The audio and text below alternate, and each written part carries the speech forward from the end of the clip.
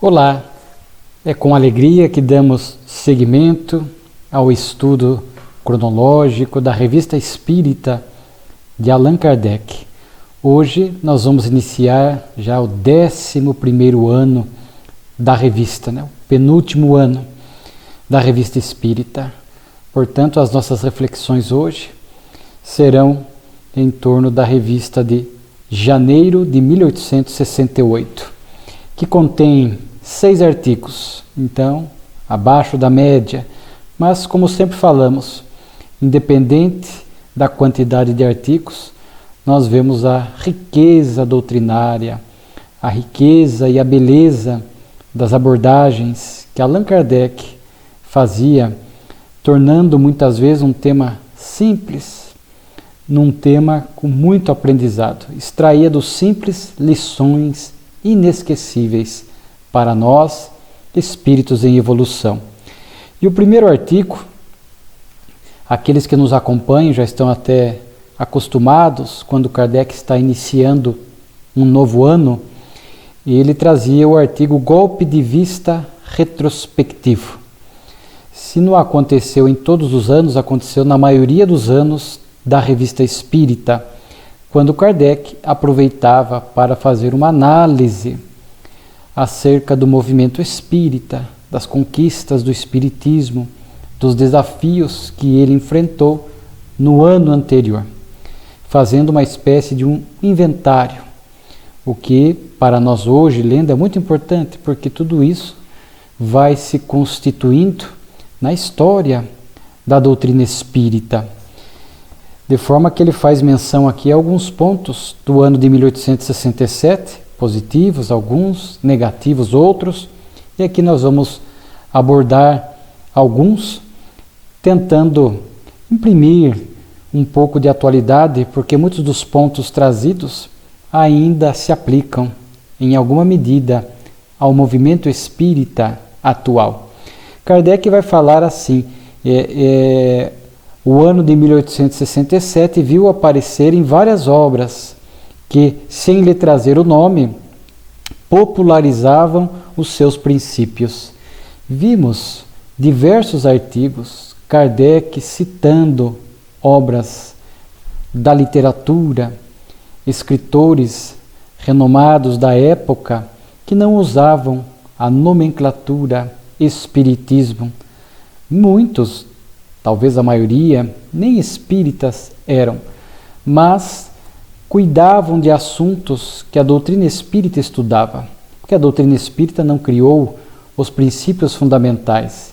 Eles estão presentes, conforme já vimos, desde tempos recuados da Terra, de forma que, quando um autor citava em seus textos imortalidade da alma, intercâmbio espiritual, a reencarnação, a pluralidade dos mundos habitados, esses pontos centrais, ele, naturalmente, Kardec trazia para demonstrar o quanto a ideia espírita crescia e atingia muitos corações.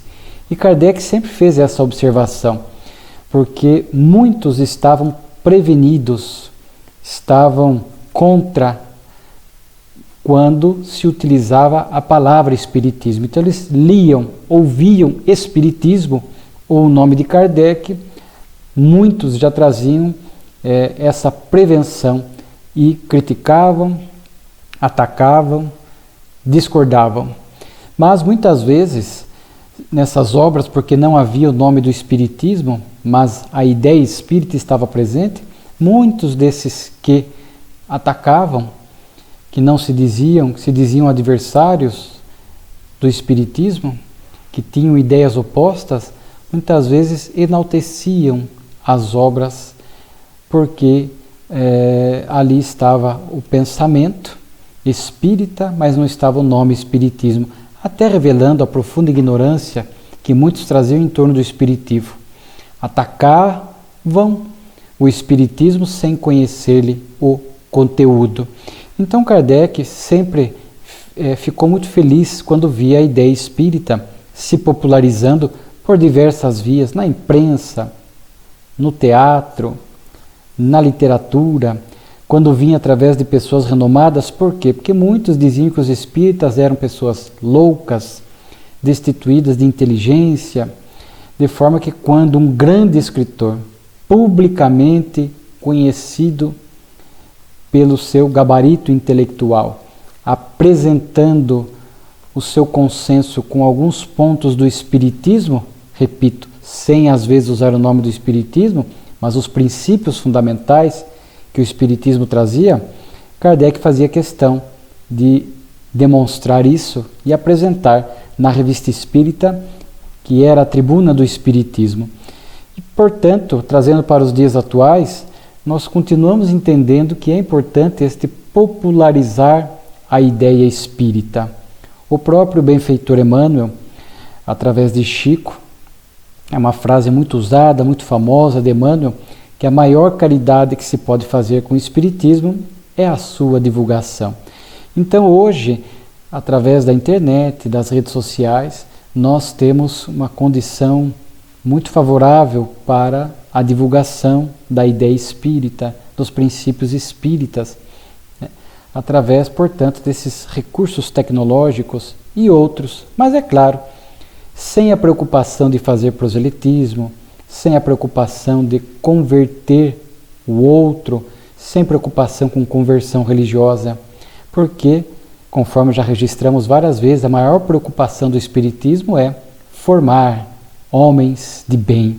E naturalmente que essa divulgação do pensamento espírita colabora para a iluminação de consciências, para que o indivíduo comece a pensar um pouco mais profundamente sobre o Deus justo e amoroso, a imortalidade da alma, o intercâmbio espiritual, a reencarnação, a pluralidade dos mundos habitados, a moral cristã que o Espiritismo repete, para que o indivíduo de fato possa sair da ignorância espiritual, independentemente de se tornar espírito ou não, possa, a partir desses conhecimentos, modificar para melhor o seu comportamento, deixando de lado ódio, perseguição, violência, indiferença, para que passe a perceber a importância do bem, a importância do amor, a importância da paz.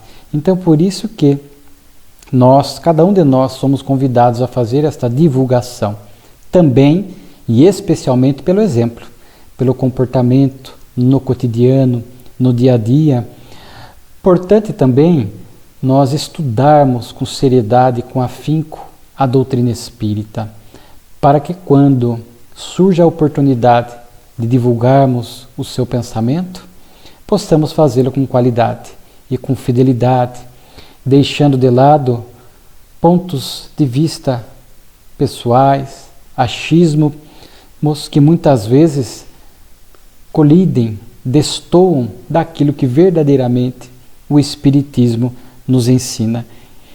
E vemos que Kardec, se estivesse reencarnado hoje, sem dúvida, usaria todos esses recursos disponíveis para divulgar o pensamento espírita. Tanto que a própria Revista Espírita é este meio, esta tribuna que ele, à época, criou para que pudesse chegar ao movimento espírita, à sociedade, aos quatro cantos do mundo. E a Revista Espírita, no seu auge, segundo alguns números, chegou a ter de 4 a 4.500 assinantes, além da sua vendagem pública. Kardec vai falar aqui também que muitos desses princípios estão em estado de intuição em muitas pessoas, seja no próprio escritor que coloca no texto, no livro, o princípio espírita que nós já citamos, seja o próprio indivíduo que, ao ler, aceita aquilo. Eu já acreditava nisso. Quantas pessoas hoje ouvem falar das múltiplas vidas? Eu já pensava dessa forma, sem nunca ter estudado. A pessoa já pensava. Trazem em estado de intuição essas questões. E nós já vimos, e inclusive Kardec também vai tocar aqui nesse texto, e aqui nós vamos avançar um pouco até para manter uma harmonia, né, uma conexão do tema que estamos tratando, o Kardec chega até a citar que naquela época os pontos mais fáceis que as pessoas aceitavam do pensamento espírita era a pluralidade dos mundos habitados e a pluralidade das existências ou a reencarnação. Até vimos isso na revista anterior, de dezembro de 67, naquela carta de Benjamin Franklin, de 1777, que Kardec cita, demonstrando o quanto ele, Franklin, acreditava na reencarnação. Estatísticas atuais mostram que em torno de 50%, há estatísticas até mais ousadas que chegam a 60% dos brasileiros que acreditam ou admitem a reencarnação. Então sim, a reencarnação é um desses pontos, um desses elementos que as pessoas aceitam, porque expressa, segundo o Espiritismo, a justiça divina. É a reencarnação que vai nos permitir olhar para as muitas questões, para muitos enigmas da vida, para que possamos ter uma resposta racional, e não mais uma resposta que é um mistério, que não nos cabe questionar. Estamos num momento do pensamento humano onde a maioria das criaturas humanas querem entender, querem realmente pensar a respeito desses assuntos, né? Querem, como Kardec fala aqui, buscam mais a filosofia do que a ciência. E já naquela época e hoje também. E mesmo naquela época, o Kardec fala que mesmo sendo um século positivo, ou seja, de avanço da ciência, as pessoas preferiam mais pensar sobre o fato, sobre a lógica da reencarnação, da pluralidade dos mundos habitados, do que analisar os fatos do ponto de vista material, olhar um fenômeno, presenciar um fenômeno espiritual, porque muitos podem ver o fenômeno, como diz aqui Kardec, e rejeitar, dizer que foi uma alucinação, dizer que é algo demoníaco e simplesmente rejeitar. A pessoa pode ver um espírito se materializando à frente dela. Esse espírito materializado pode dizer a ela que a reencarnação é uma lei divina, e a pessoa vai arrumar argumentos para não acreditar, para refutar. Agora, quando nós movimentamos em nós a inteligência, a lógica, o Espiritismo trabalha esta fé raciocinada e passamos a pensar: por que nascem crianças com doenças? Já de congênito, crianças que nascem cegas. Por que um nasce na riqueza, o outro nasce na miséria? Com saúde e o outro adoece facilmente. Por que alguns deixam a vida física prematuramente e outros têm uma vida longeva? Será que Deus joga dados? Será que o acaso definiria tudo isso? Então, quando a pessoa começa a filosofar, a pensar, e ela conclui não somente a reencarnação para nos explicar isto, a partir daquele momento é um conhecimento que ela tem. Então não é um fato que ela vai ver e vai duvidar. Quando ela raciocina e chega à conclusão que atende às aspirações da razão e do coração, dificilmente aquela pessoa vai deixar de acreditar naquilo, porque ela pensou, ela refletiu, ela chegou a uma conclusão. Então Kardec fala que essa análise filosófica ia além, à frente do que a análise positivista de ver um fato, um episódio, conforme Kardec aqui expôs. Então é interessante essa questão, esse estado de intuição, até porque vimos que o Espiritismo não criou nada, são leis divinas, estão presentes na história da Terra, a reencarnação no hinduísmo, no budismo, no Egito, no judaísmo, Gilgul Neshamot, o ciclo das almas, estudado muito pela Cabala, no cristianismo primitivo. Enfim, quem vai buscar estudar a reencarnação vai encontrar, vai ver no próprio Evangelho de Jesus, já citamos aqui, o nascer de novo para Nicodemos, mas há um fato assim que mostra o quanto Jesus acreditava e pregava múltiplas vidas, e porque há um fato do cego de nascença, Quando Jesus, diante do cego de nascença, os discípulos perguntam: Mestre, quem pecou, ele ou os pais? E Jesus não corrige esta pergunta. Como que ele, cego de nascença, poderia ter pecado, senão numa vida passada? Jesus, se não consentisse com a ideia das múltiplas vidas, diria: não, mas que pergunta absurda, como ele poderia ter pecado se a vida é única? Jesus não, simplesmente consentindo com o conceito da reencarnação, simplesmente diz que nem ele nem os pais, que nele estava se manifestando as obras de Deus. Era uma situação, segundo Amélia Rodrigues, de prova, né? O Espírito não errou, e não era uma expiação, era uma prova que o Espírito pediu para aprender, desenvolver virtudes, então, que nós chamamos de prova. E também, conforme Amélia Rodrigues fala, Espírito através do Divaldo Franco, muitas almas concordaram em passar por doenças para que depois pudessem ser curadas por Jesus, né? Inclusive em prova e colaborando para esta missão de Jesus, porque naquela época as pessoas muito apegadas às curas, aos fenômenos materiais, de forma que era necessário que Jesus, além da sua fala, da sua filosofia, dos seus ensinamentos morais, a criatura humana daquela época necessitava de fatos materiais, de cura, de interesses materiais, para que buscasse Jesus. Então muitos vieram com esta missão. Então a gente percebe este pensamento realmente lógico da reencarnação presente. Então, e a pluralidade dos mundos habitados, que as pessoas naquela época, com um conhecimento muito mais limitado do nosso galáxias, universos, sistemas, planetas, hoje os telescópios têm um alcance impressionante. São bilhões de galáxias, portanto, bilhões, trilhões de planetas, estrelas, de forma que, se naquela época as pessoas já admitiam com facilidade a vida em outros mundos, hoje, com muito mais razão, por conta dessa imensidão do universo.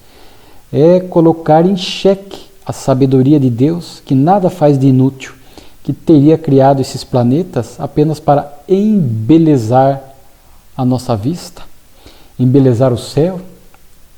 Não tem sentido. Se um planeta pequenino, no canto do universo, aqui na nossa Via Láctea, tem vida, certamente a vida está presente, e a literatura espírita mostra assim, a lógica sinaliza, e as sondas nossas podem descer nos planetas, como já tiraram fotos e imagens de Marte.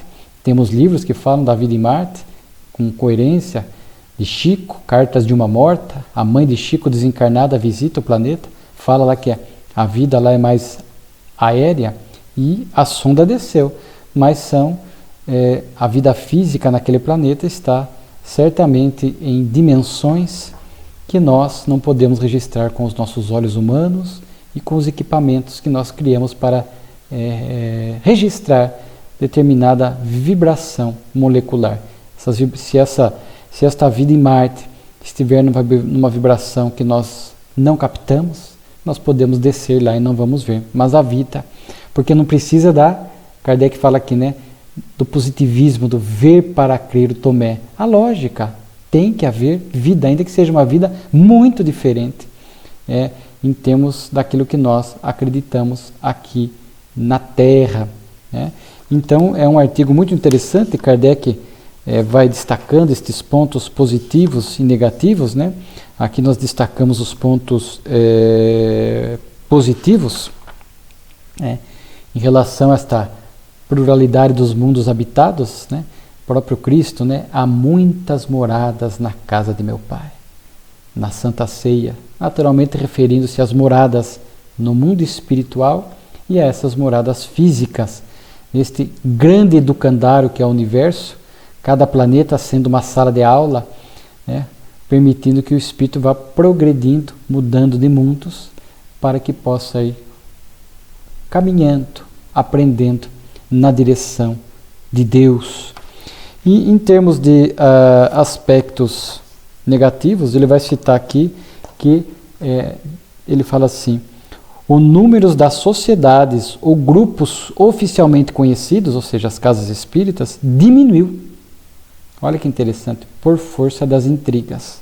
Mas, em compensação, o número de reuniões particulares ou de família cresceu. Naquela época era muito comum, diferente das casas espíritas de hoje.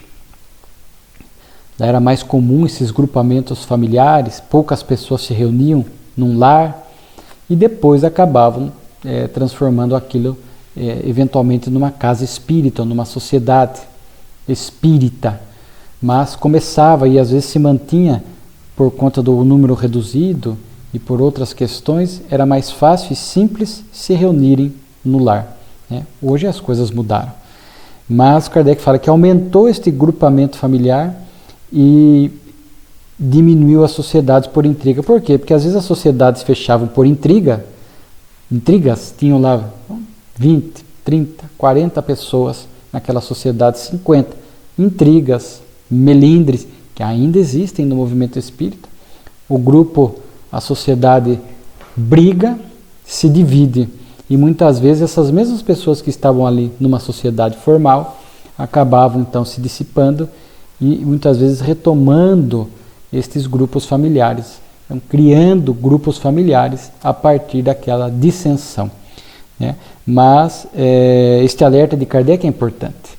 As intrigas, porque ainda hoje temos as melindres, as intrigas, as brigas. Claro que a criatura humana é imperfeita, mas o conhecimento espírita, por tudo que nos traz, deveria nos tornar mais forte, força moral, para que nós não pudéssemos mais nos equivocar, que nós pudéssemos evitar os melindres, evitar as discussões bobas, estéreis. Vimos aí questões de política, 2018 e 2022, causando grandes fissuras no movimento espírita, simplesmente porque um não dava o direito ao outro de fazer a sua escolha política, ou qualquer outro tipo de escolha. Então, faltava esse respeito. Quando não há respeito, quando não dou o direito do outro pensar, escolher como lhe apraz, surgir discussões bobas, melindres. E claro que tudo isso potencializado pela obsessão, porque quando há componentes numa sociedade com este perfil, que ainda se permite esse tipo de comportamento leviano, que discutem por qualquer coisa, brigam, melindram, fazem intrigas, e a obsessão ali encontra um espaço para atuar, é natural que surjam todas essas fissuras. E para os espíritas mais lúcidos é um grande desafio. Para o dirigente ter que lidar com melindres no grupo de estudo, lidar com melindres no grupo mediúnico, que torna-se mais desafiador, porque uma das características de um grupo mediúnico é a homogeneidade. Então, como é que dois médiuns que se odeiam, que se antipatizam, que discutem, melindram fácil, vão manter no momento da reunião o equilíbrio e a serenidade necessária para atuar mediunicamente? É um grande desafio, na direção da casa espírita. Então o dirigente tem que lidar, o espírita mais equilibrado tem que lidar e ser aquele que vai acalmar, apaziguar, chamar para um diálogo, orar pelos envolvidos, procurando resolver da melhor maneira possível aquela situação. E Kardec também traz aqui agora um ponto positivo. O importante nisso tudo das intrigas, diga-se de passagem, não sejamos nós os causadores da intriga, do melindre, da discussão, da discórdia, a pessoa que é de difícil trato, aquela que ali no templo religioso é aquela que dificulta o convívio, o diálogo, está sempre procurando criar dissensões e discussões, polemizando desnecessariamente. Então, que sejamos nós o espírita que procura somar, agregar, para criar um ambiente favorável, até para que haja sintonia e condições para que os benfeitores atuem ali. E Kardec ainda vai trazer aqui como característica positiva o fato das ideias espíritas ganharem terreno, e que o espiritismo toca em tão grande número de questões, de forma que a gente percebe isso, a amplitude temática que o Espiritismo propicia pelos seus princípios, pelas suas ideias. Quantas coisas nós podemos tratar? Vejamos o número de palestras, de livros, de assuntos estudados nos grupos de estudo, o número de situações que aparecem no atendimento fraterno e nós sempre encontramos um ponto de apoio, uma lição, uma explicação, uma palavra de alento, consolo, né? Por conta dessa amplitude do pensamento espírita, que, como disse Kardec, toca em inúmeros pontos. Hoje, percebe, ampliou-se ainda mais, existem profissionais da área, por exemplo, da medicina, que estudam, da psicologia, que estudam, nas suas áreas respectivas, né? Então, vemos que o Espiritismo nos permite tocar em assuntos de saúde, saúde mental, saúde emocional, questões de desafios familiares, né? As questões mais variadas da vida, nós podemos fazer uma abordagem à luz da doutrina espírita, né? Vejam temas novos que vão surgindo, mas tem até um livro muito interessante, né? Que é o Atualidade do Pensamento Espírita, do Viana de Carvalho, pelo Divaldo Franco. E aqui é o contrário do que se pensa, não é para mostrar que o pensamento espírita precisa ser atualizado, né? É para demonstrar o quanto ele é atualizado, quanto através dos seus pontos fundamentais, Viana de Carvalho, o Espírito mostra e toca em muitos pontos de genética, embriologia, assistência social, psicologia, informática, medicina, magistério, direito, enfim, ele passa por diversos assuntos complexos da vida moderna e analisando à luz da doutrina espírita, dos seus princípios, né? Então, realmente a doutrina espírita é uma bênção para nós, para que a gente possa, de fato, lidar com essas temáticas que surgem. A doutrina espírita, questões de, a gente percebe muitas falas coerentes à luz do pensamento espírita, cuidando de temas sensíveis, às vezes, na atualidade, questões da homoafetividade, transgêneros, que muitas religiões às vezes têm dificuldade de tatear, de cuidar, e o Espiritismo, com relativa tranquilidade, pelos seus princípios, pelas suas ideias, cuida deste assunto, mantendo uma elevação de pensamento. Mas o Kardec falou aqui das lutas, das intrigas, das divisões, e eu achei interessante que no final ele faz essa recomendação que serve para nós espíritas, né? Que os espíritas sinceros e devotados se fortifiquem pela união e se confundam numa santa comunhão de pensamentos. Olha só. Lembremos-nos da parábola das 10 virgens e velemos para não sermos tomados desprevenidos. Olha que alerta moral de Kardec, né?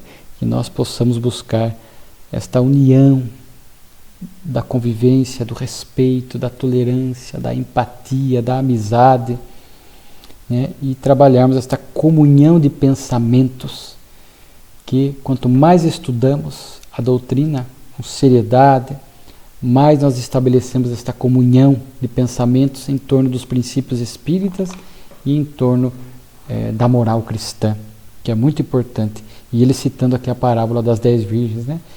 Que da parábola, 5 prudentes que trazem ali o óleo para acender a vela e para conservar a vela acesa, e outras 5 que não trazem, a vela se apaga e elas não têm o óleo extra para poder manter a chama acesa, e o noivo iria aparecer. E aqui na simbologia o noivo é Jesus, né? Então nós temos que estar muito prevenidos, muito alertas, vigiando e orando, estudando, fazendo autoconhecimento, procurando se fortalecer espiritualmente, e a partir de tudo isso estabelecendo as boas sintonias, o socorro espiritual, porque são tempos difíceis, não dentro apenas do movimento espírita, pelas intrigas ainda, pelos melindres, pelos submovimentos que vão surgindo, conforme já vimos em outros textos, mas também por este momento de transição planetária, de desordem, de dificuldades do ponto de vista moral,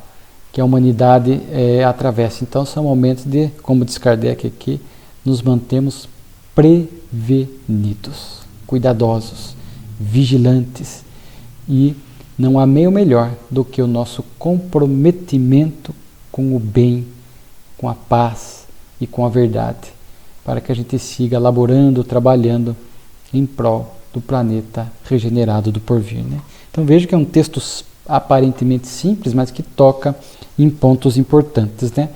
Aqui na sequência, Kardec vai citar uma obra do Abade Poussin e chama O Espiritismo. Aqui dois pontos, né, importantes. Primeiro, que Kardec elogia, porque a escrita do Abade foi dentro de um debate saudável de ideias. Não foi um ataque leviano como muitos faziam, manteve uma escrita, diz Kardec, com moderação, né, e manteve a discussão elevada. O Abade, a gente vai ver que ele divergia de muitos conceitos espíritas, mas era um pensamento pessoal, e ele não fez disso ataque, não foi leviano, não foi chulo, né, manteve esta urbanidade. E Kardec cita essa obra, e é interessante por quê? Porque a primeira parte da obra, Kardec diz que o Abade fez um verdadeiro histórico do Espiritismo na Antiguidade e na Idade Média. Claro que não existia o Espiritismo, é de 1857, mas os fenômenos espirituais. Kardec ficou tão feliz com a obra do Abade, que ele diz assim, dessa primeira parte, é um trabalho que nos proporíamos fazer um dia.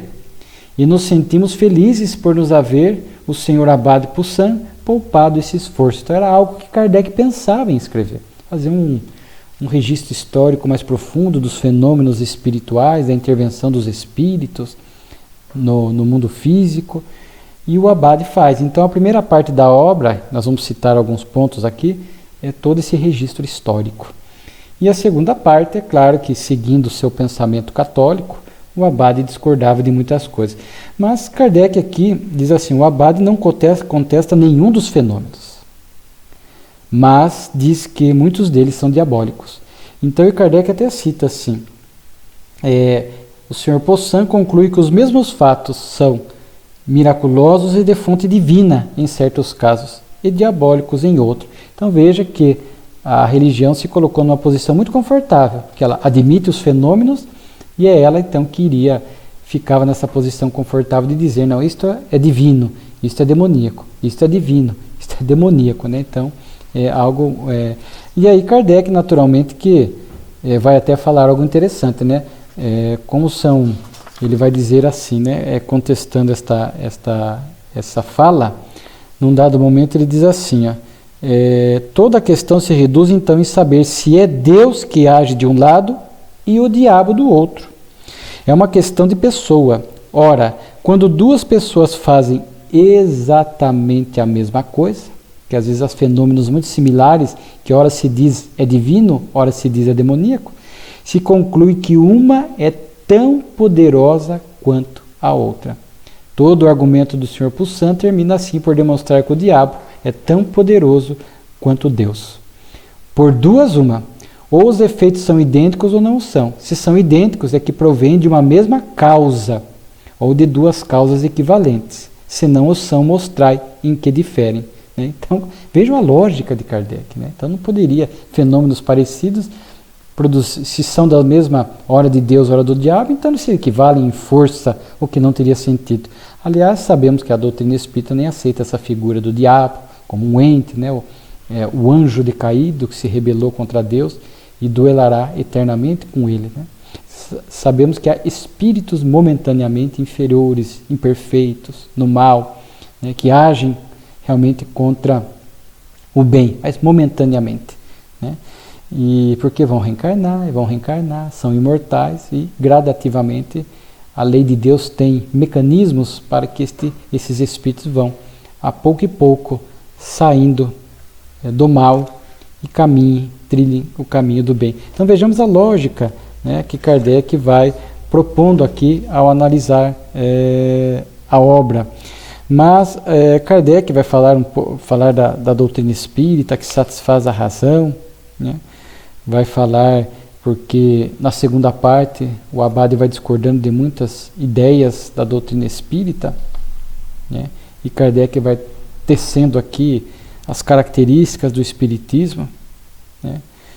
Ele diz assim: é verdade que nem acreditam nos demônios nem nas chamas eternas do inferno, mas em compensação acreditam num Deus soberanamente justo, bom e misericordioso. Não creem que o mal venha dele, que é a fonte de todo o bem, nem dos demônios, mas das próprias imperfeições do homem, que o Espiritismo nos apresenta, né? Que o homem se reforma e o mal não existirá mais.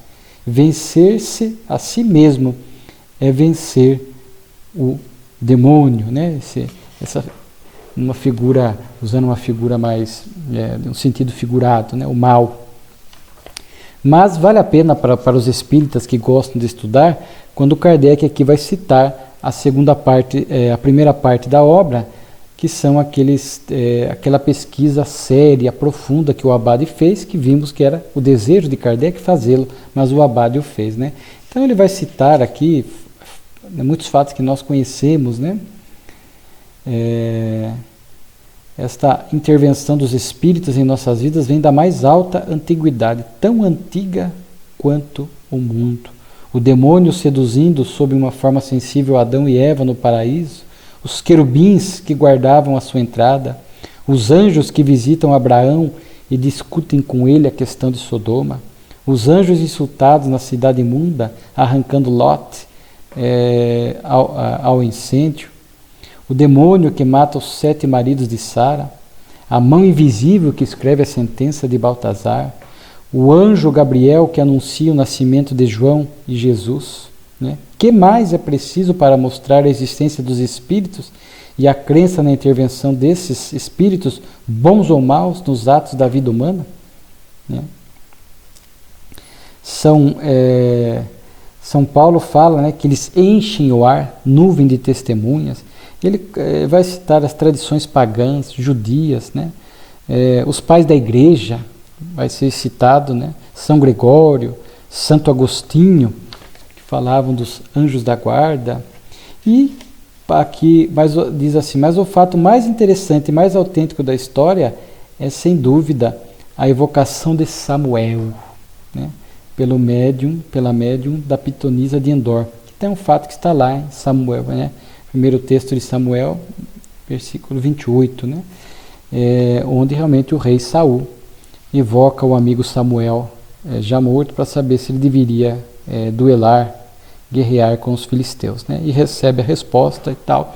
Então vejamos aqui, historicamente, a questão da influência espiritual, que sempre existiu. O Espiritismo se aprofundou, ampliou o nosso entendimento, nos trouxe esta lei, né? Porque os espíritos são uma das forças da natureza e agem sobre o mundo físico, para que nós pudéssemos entender melhor e até nos prevenir contra a ação dos maus e nos instruindo para como nós podemos estabelecer a sintonia com os bons, senão através do bem, através do nosso pensamento, das nossas aspirações, os nossos ideais, o nosso comportamento.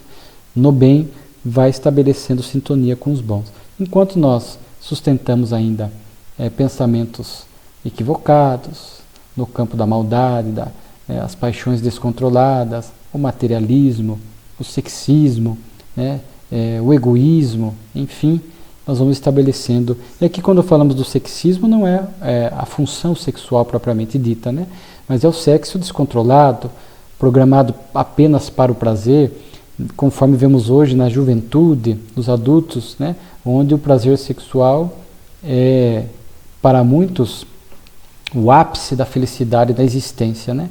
E o Espiritismo nos fala dessa função nobre, o sexo, que deve ser exercido com responsabilidade, com respeito e com sentimento e com amorosidade. Então, quando aqui falamos do sexismo, que nos sintoniza com o mal, é esse comportamento atual que vemos em muitas criaturas humanas, né? Do prazer sexual a todo custo, de qualquer jeito, né? Sem que haja a presença do sentimento. Depois Kardec vai trazer os convulsionários da rua Le Petier, né, ou os Aisoawa, que era lá de uma seita religiosa da África, na Argélia, onde Kardec apenas faz uma observação, que eles estiveram lá em Paris, se apresentando, e o que chamou a atenção desses convulsionários é que o quanto eles tinham uma profunda tolerância à dor. Comiam vidros, punham fogo na boca, pegavam espadas, colocavam em cima dos olhos, tiravam quase que para fora, projetavam o globo ocular. Então, carvão em brasa, caminhar sobre carvão. Então, coisas dessa natureza que realmente naquela época causavam impacto e ainda causa, né? A gente vê pessoas... Hoje, Kardec faz a citação, né? Diz que isso foi presenciado, portanto, tem que ter uma causa natural como explicação. E ele no final conclui assim: quem sabe se o Espiritismo, que já nos deu a chave de tantas as coisas incompreendidas, não nos dará ainda esta. É o que examinaremos num próximo artigo. Então ele projeta, e hoje nós sabemos estudos nesse sentido, né, a ação da mente gerando analgesia, pessoas que caminham sobre carvão em brasa, pessoas que pelo treino e pela disciplina desenvolvem uma grande tolerância à dor. Existem inclusive questões da natureza, né, ervas e coisas mais também que ajudam na analgesia. Então são várias coisas, né? Kardec diz que isso está dentro de fatos naturais que muitas vezes não se compreende, né? E projeta para fazer uma abordagem mais à frente. Manifestação antes da morte também é um artigo muito interessante. Kardec recebe uma carta, né, da Angelina de Auger, e ela primeiro agradece a Kardec a prece que ele fez a ela, que estava doente, e que ela se restabeleceu, e agradece a Kardec. Então Kardec fala da primeira importância de orar pelos doentes, né? Confiar no recurso da oração, que gera de fato este efeito, esta corrente fluídica, eletromagnética, que de fato atinge a pessoa e produz essas benesses. Se muitas vezes não colabora com a cura, porque é algo irreversível, mas colabora para o equilíbrio, para a serenidade e para o bem emocional da pessoa, para fortalecer-se. E aqui ela traz algo muito interessante, né? Que ela diz que ela iria receber o pai em casa em dezembro, e ela prepara lá o quartinho dele, tudo certinho, bonitinho. E quando ela estava ali naquele quarto, antes do pai vir, ela teve a sensação de que alguém estava morrendo ali na cama, de que alguém morreria naquela cama. Então ela sentiu, teve sensações, impressões muito vivas, muito fortes, né? E chegou a sentir que poderia ser o seu pai e tal, e passou. Meses depois, o pai veio para a casa dela, ficou ali, e 8 dias adoeceu depois e veio a morrer.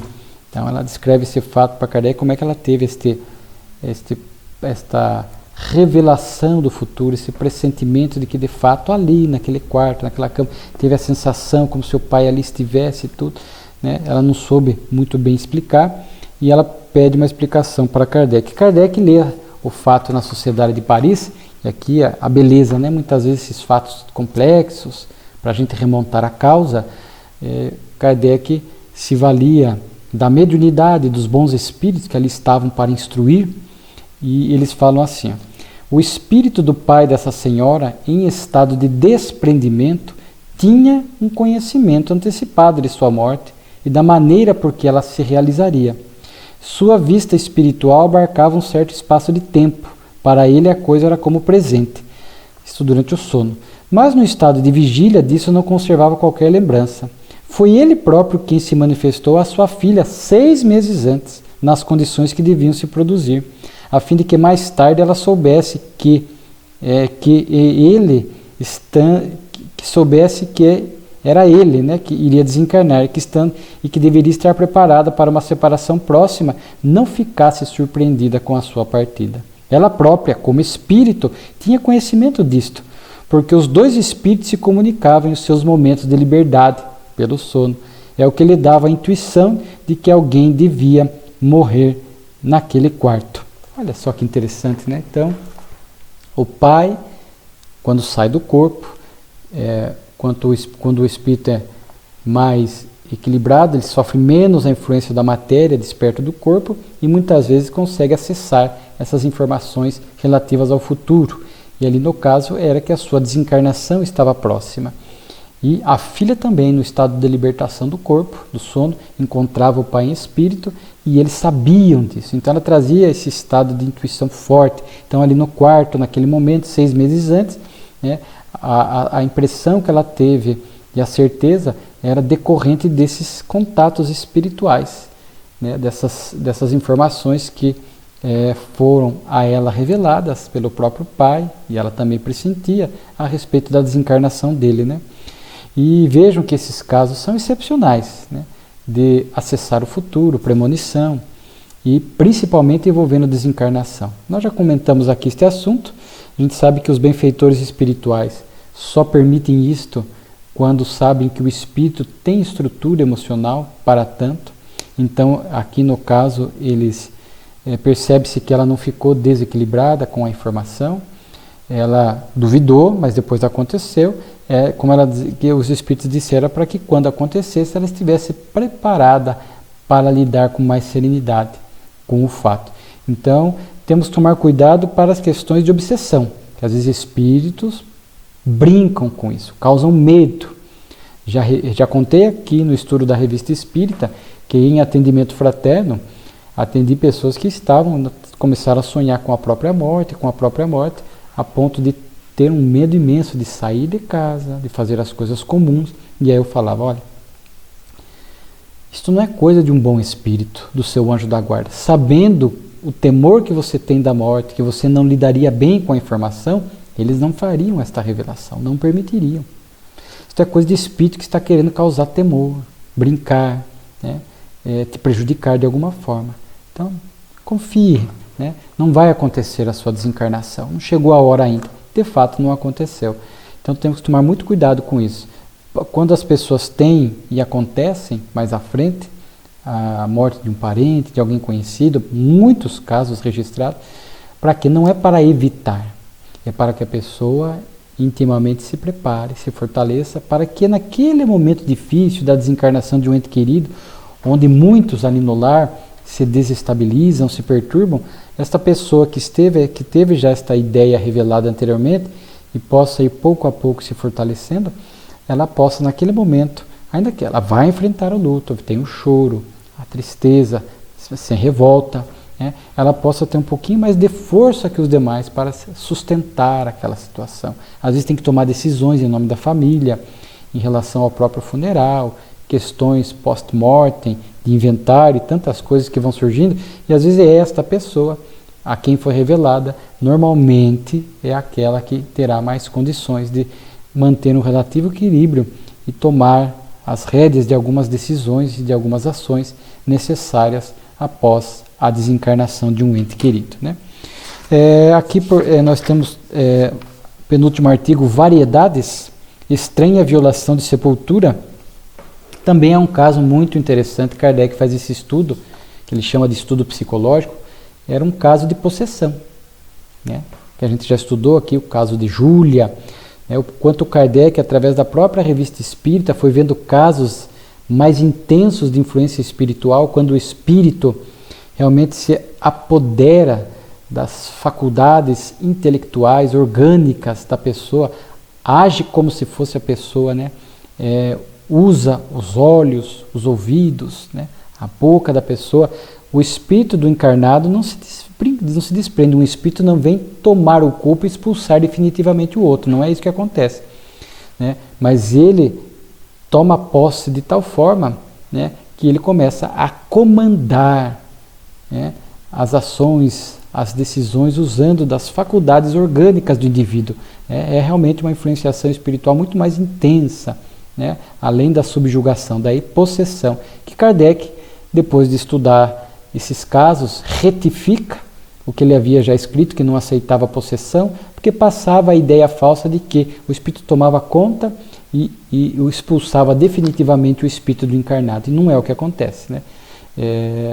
Conforme vimos. E tanto que na obra A Gênese, que inclusive é o nosso último assunto aqui, porque Kardec está anunciando o surgimento, o lançamento da obra, ele vai cuidar desse tema, né? As obsessões e a possessão.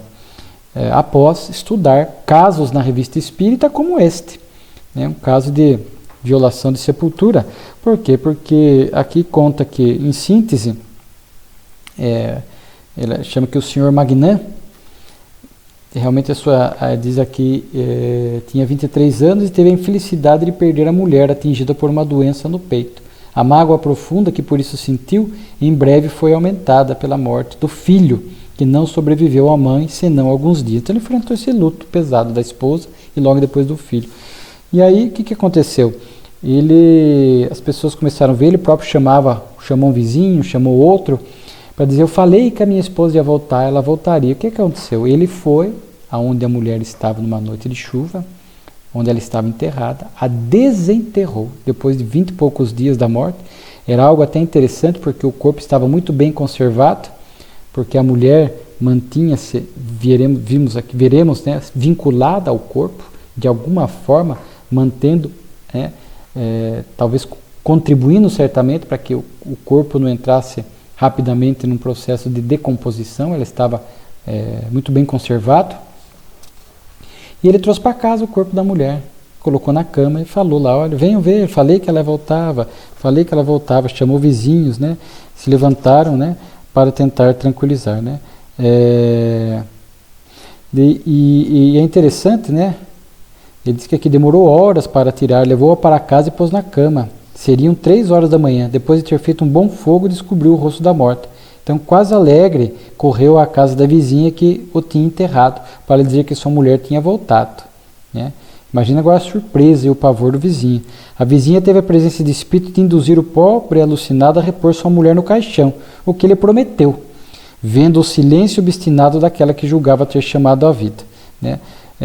Mas o senhor Magnan não atendeu e foi despertar outros 2 vizinhos para tentar tranquilizar, que tinham ajudado ele a enterrar ela, né? E eles aconselharam levar a morte para o cemitério. Desta vez, sem hesitar, tomou a mulher nos braços e voltou a depositá-la na cova de onde a havia tirado, e a recolocou na fossa e a recobriu de terra. Estava enterrada há 17 dias, né? Ainda se achava em perfeito estado de conservação. Quando interrogaram ele no dia seguinte, ele apareceu não se lembrar do que havia feito, nem do que se havia passado algumas horas antes. Apenas disse que acreditava ter visto sua mulher durante a noite. Isso foi publicado no jornal. E daí, novamente, Kardec consulta os espíritos da Sociedade de Paris. E ali eles vão falar, em síntese, que foi um caso de possessão, né? Quando a mulher morreu, lá ficou em espírito, e como o casamento dos fluidos espirituais e dos corpos era difícil de romper, em razão da inferioridade do espírito, foi-lhe preciso um certo tempo para retomar sua liberdade de ação, um novo trabalho para a assimilação dos fluidos. Depois, quando ela estava na medida, apoderou-se do corpo do homem e o possuiu. Eis aqui, pois, um verdadeiro caso de possessão, né? Então, a mulher que, possivelmente pela inaceitação da morte, ali vendo o corpo, né, vê aqui um espírito inferior, fluidos densos, ainda ficou muito tempo ali ligado ao corpo. Esses fluidos densos, em alguma medida, tenha colaborado para a conservação do corpo, né? E depois que ela conseguiu, depois de alguns dias, 17 dias, romper esse vínculo, ela foi ainda ali no estado de possessão, agir sobre o marido com quem ela tinha vínculos profundos pela própria relação conjugal. Então conseguiu esta vinculação profunda e rápida, o que não é simples, e a ponto de fazer com que ele fosse lá, tirasse o corpo dela, devolvesse para a casa, né? Então era uma forma dela realmente demonstrar ali uma inaceitação, né? Um possível caso de inaceitação da morte. E ele não lembrava de nada no dia seguinte. Chamou uma vizinha, ela mandou devolver o corpo e disse que o faria, não devolveu, chamou outros 2 vizinhos, ele foi, né? E no outro dia não lembrava de nada, apenas de ter visto a mulher à noite, né? Então, um caso de possessão, assim, bem incomum, né?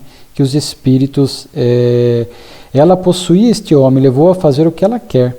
Ela é quem o conduz ao cemitério para obrigar a fazer um trabalho sobre-humano, né? E no dia seguinte, quando perguntam ao homem o que se passou, ele fica estupefato e só se lembra de haver sonhado com a sua mulher. Então ele estava nesse estado de talvez assim, de uma espécie de transe, né, pela influenciação espiritual intensa, caracterizando aqui uma caracterizando aqui uma possessão, né? Então é bem interessante, né, esse caso. E por fim, como eu havia falado, bibliografia, a Gênese, estará à venda, diz aqui, no dia 6 de janeiro de 1868, né? Então Kardec, conforme ele usava a Revista Espírita para anunciar as obras que estavam sendo lançadas, a última obra da codificação, né? A obra, a Gênese, dividida em 3 partes, né? Que os milagres e as predições segundo o Espiritismo. Então, a primeira parte da Gênese, né? Os milagres, depois as predições. E hoje, atualmente, ainda há discussão da adulteração da 5ª edição da obra Gênese, que é a que nós utilizamos comumente, e houve todo um debate sério, não um debate leviano.